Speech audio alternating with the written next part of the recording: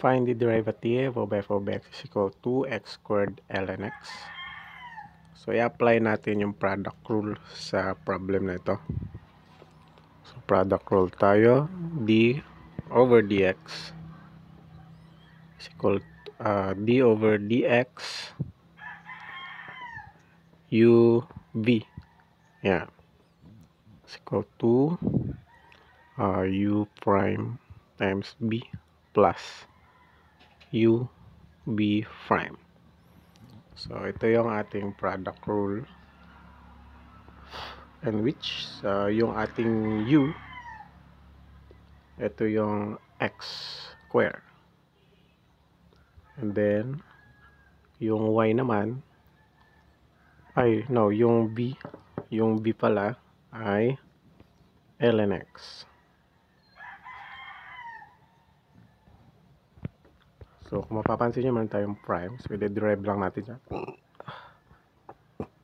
So, yung u prime natin, so x squared, yan ay magiging 2x. Ayan. 2 times 1 is 2x. Then, 2 minus 1. 1 na lang yung exponent. At yung b prime naman natin, so, ito, ln x magiging 1 over x. Ayan. So, it's time to substitute. So, dito lang natin to i-substitute. Kulong natin to para di magulo. So, okay, it's time.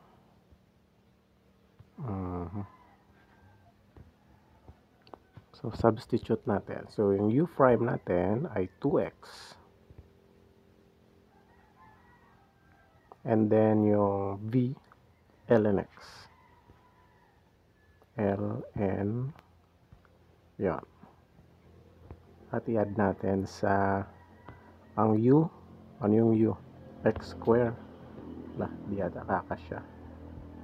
X square at ang ub prime, ito 1 over x.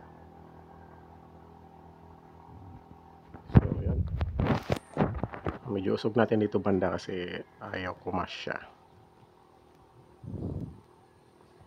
So, 2x times ln x, yan ay magiging 2x ln x plus x squared times 1 over x magiging x squared over x. So, ito pwede itong i-reduce. X squared divided by x, ito ay magiging 2x ln x. So, x squared divided by x, yan ay magiging x na lang. Ayan. So, yung last ay pwede natin itong i-factor. So, ano ba yung common term sa kanila? So, yung common term dito ay x. Ayan o, x.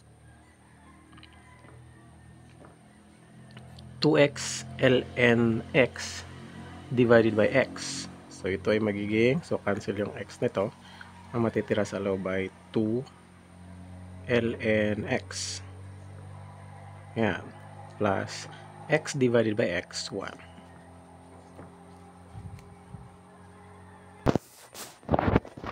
So, yun.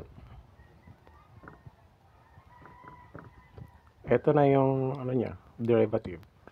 X to the quantity of 2 ln x plus 1. Ito ang derivative ng x squared ln x.